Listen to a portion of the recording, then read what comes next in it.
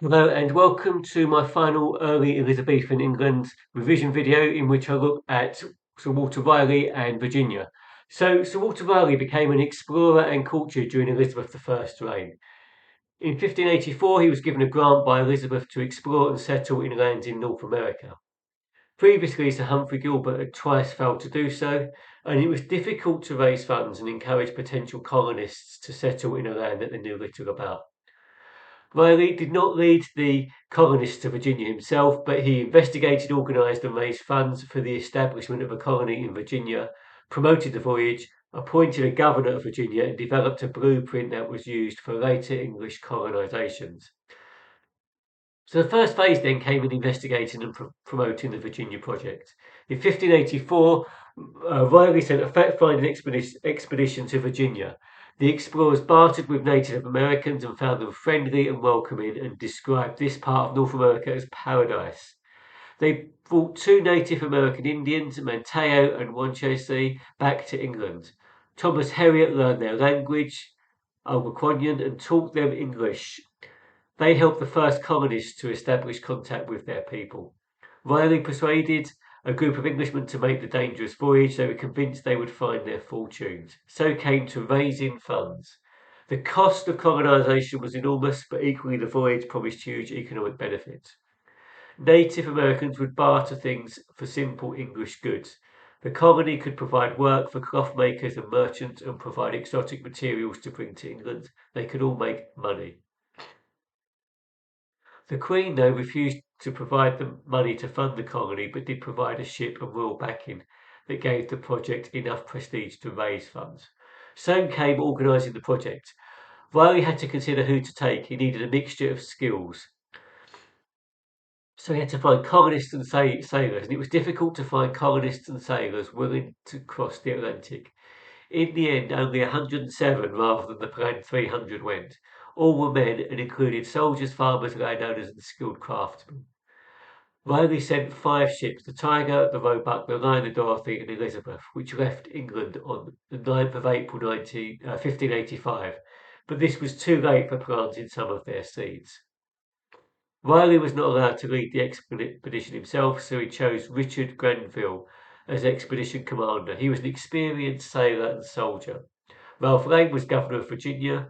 He was also an explorer, hardened soldier, an expert fort builder, and Thomas Heriot, a cartographer and translator. So why was colonising Virginia significant? Well, first of all, in terms of undermining Spain. The main reason was to provide a base from which to attack Spanish colonies in the New World.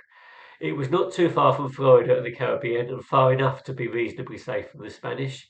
It could also provide economic benefits. Trade was vital to the English economy, especially because the conflict with Spain made trading in Europe increasingly difficult. So controlling Virginia would mean England was no longer dependent on Europe for fruit, spices, and other luxuries. Tobacco and sugarcane were two valuable crops that could come from Virginia. But attempts to colonise Virginia failed. There were 2 attempts and they failed. The first one failed for the following reasons. The colonists. The wrong mix of people and skills were taken. They could not cope with the hardship and did not cooperate.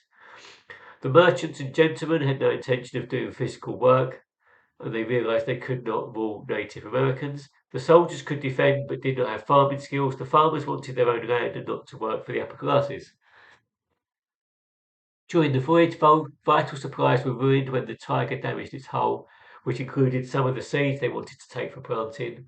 Illness also weakened the colonists, and they set off too late to plant their crops, so in turn became dependent on the Native Americans.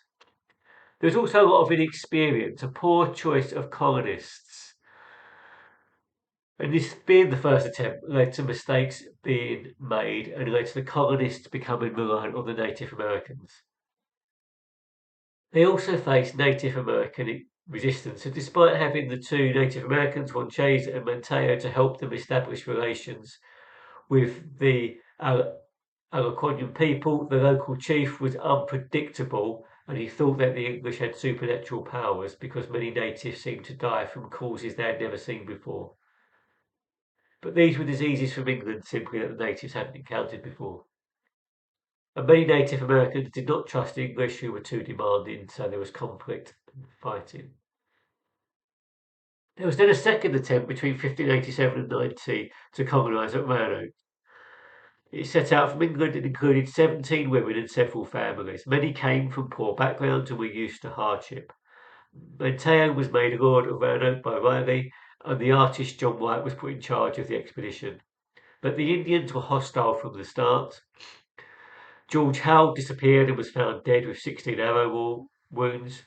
Mantell led an attack against the local Roanoke Indians as retaliation, but they killed friendly Indians from the nearby Cratoan settlement instead.